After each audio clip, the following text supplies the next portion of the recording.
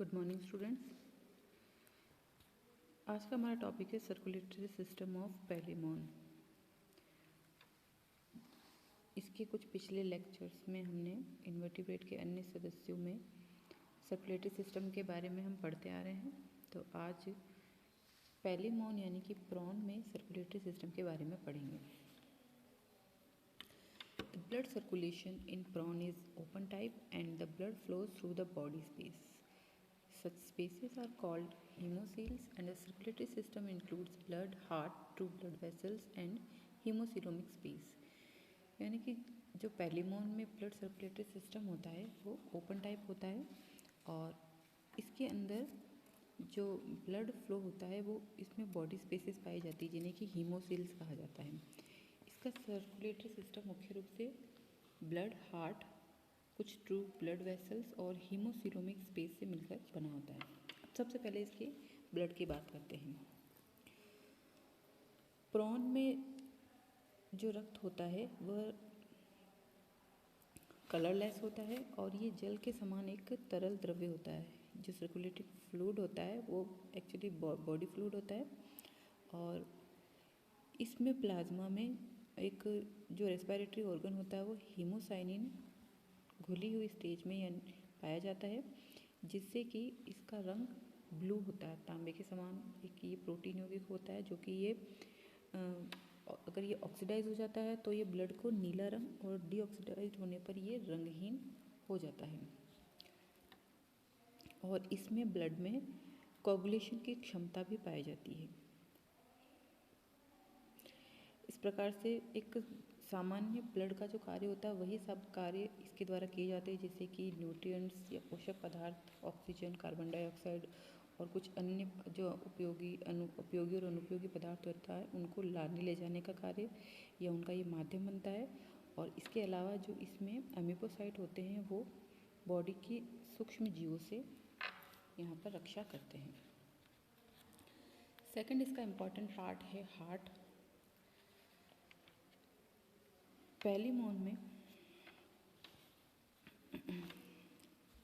Heart जो होता है वो एक त्रिभुजाकार और पेशी होता है। ये it is placed within the carapace and above the gonads. And इसमें जो हार्ट होता है इसका आगे का भाग पॉइंटेड और जिसे कि एपेक्स कहते हैं, और इसका पीछे वाला भाग जो ब्रॉड होता है वो पीछे की ओर होता है, पोस्टीरियर साइड में होता है।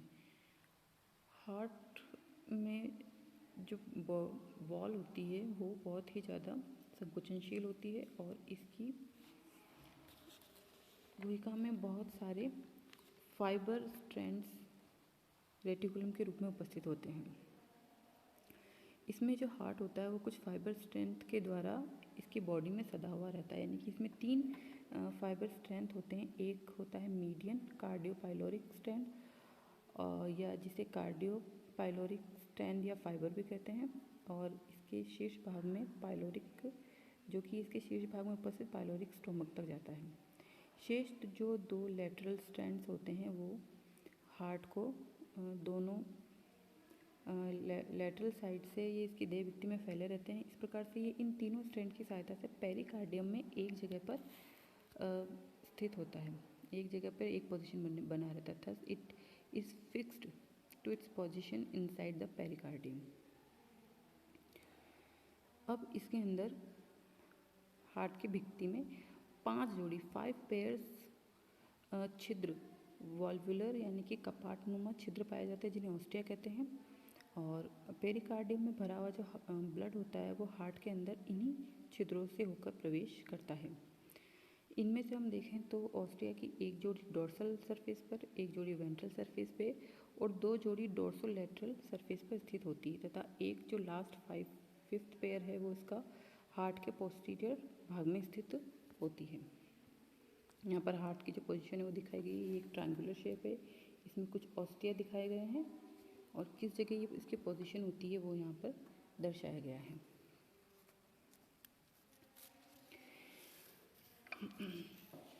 अब हम देखते हैं इसमें जो कुछ ब्लड वेसल्स पाई जाती है, यानी कि आर्टरीज जो पाई जाती है उनके बारे में।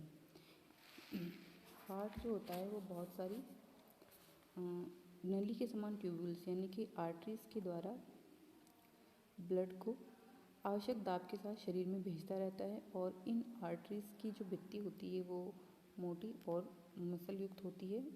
अगर इनमें हम मुख्य धमनियों की बात करें तो ये होती है मीडियन ऑप्थेल्मिक आर्टरीज, जो कि सिंगल होती है। पेयर्ड एंटेनरी आर्टरीज ये 2 होती है, और इसमें हिपेटो पेनक्रेटिक आर्टरीज ये भी पेयर होती है। और इसी प्रकार से एक इसमें सिंगल मिड पोस्टीरियर आर्टरी पाई जाती है, जो कि इसके पोस्टीरियर एंड से इमर्ज होती है। इस चित्र में हम देख सकते हैं यहाँ पर ऑप्थेल्मिक और एंटेनरी, और सबसे मध्य में यहाँ पर दिखाई दे रही है मीडियन ऑप्थेल्मिक आर्टरीज।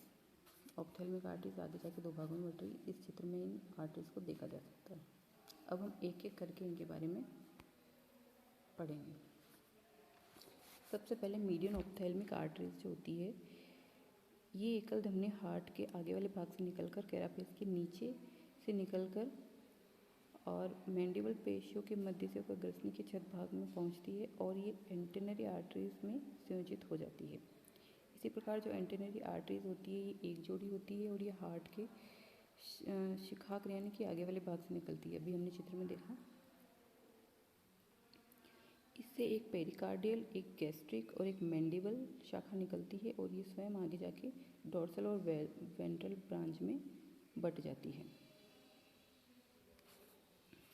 इस प्रकार ये और आगे जाके ऑप्टिक आर्टरी और सर्कुलर सिफेलस ये बनाती है, तथा ये इसमें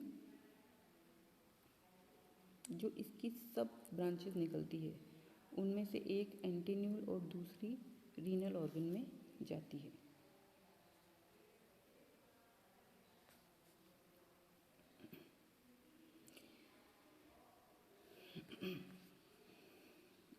इसके बाद थर्ड इसमें मेन टाइप आता है हिपेटिक आर्टरीज का। एंटेनरी धमनियाँ जो होती है वो हार्ट के पीछे के भाग तुरंत ही वेंट्रल लेटरल सरफेस में प्रत्येक पार्श्व में एक एक लीवर और एक हिपेटोपेनक्रियाज में जाती है, और ये धमनियाँ नीचे की ओर जाके हिपेटोपेनक्रियाज में जाकर फिर से ब्रांच्ड हो जाती है। द हिपेटोपेनक्रेटिक और hepatic arteries of each side originate from the posterior median end of the heart and runs transversely to enter within the hepatopancreas. अब एक इसमें मीडियन पोस्टीरियर आर्टरीज जो होती है, the mid posterior artery immediately after the originate from the posterior median end of the heart is divide into supraintestinal artery and sternal artery. यानी कि ये जो एक मोटी धमनी निकलती है जो कि तुरंत ही 2 शाखाओं में बढ़ जाती है, इसमें से एक सुप्राइंटेस्टिनल आर्टरी और दूसरी स्टर्नल आर्टरी होती है।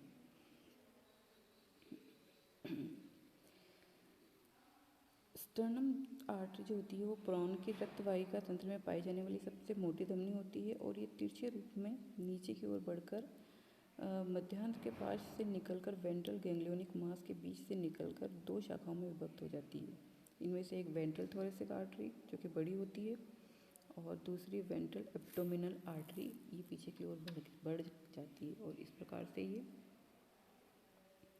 ये 6 जोड़ी जो अपेंडेजेस होते हैं उनमें पश्चांत में ब्लड को ले जाती है।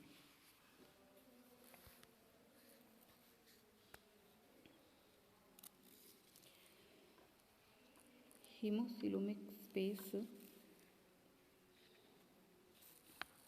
इसमें, क्योंकि इसमें वेन्स और कैपिलरीज का अभाव होता है, इसलिए शरीर के सभी कोटर एक जोड़ी अनियमित और लंबे वेंट्रल साइनसेस में खुलते हैं, और ये जो साइनसेस होते हैं ये हिपेटोपेनक्रियाज के नीचे पाए जाते हैं। यानी कि इसके अंदर जो स्पेस पाया जाता है उसे हीमोसिलोमिक स्पेस कहते हैं।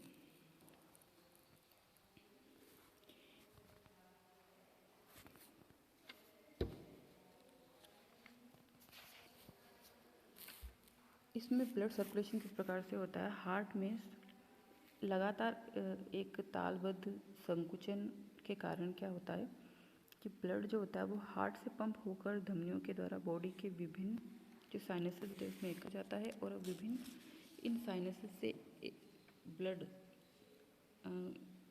एक जोड़ी वेंट्रल साइनसेस में आता है और यहाँ से ये रक्त नलियों से गिल्स यानी कि क्लोम्स में जाता है और यहाँ पर ये गिल्स से शुद्ध होकर अपवाही नलियों के द्वारा ये फिर से पेरिकार्डियल साइनस में पहुंचकर पुनः हार्ट में आ जाता है। तो ये इसका एक ब्लड सर्कुलेशन का मार्ग है। इस चित्र में देख सकते हैं, इस चित्र में ये इस सर्कुलेशन के ब्लड फ्लो के सर्कुलेशन के मार्ग को दिखाया गया है, जिसमें ये बताया गया है कि किस तरह से ये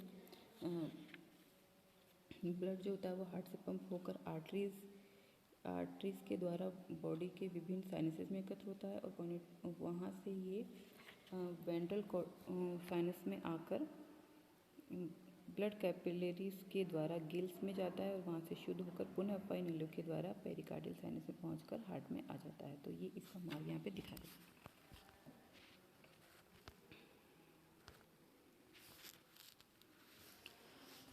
इस प्रकार से पैलिमॉन में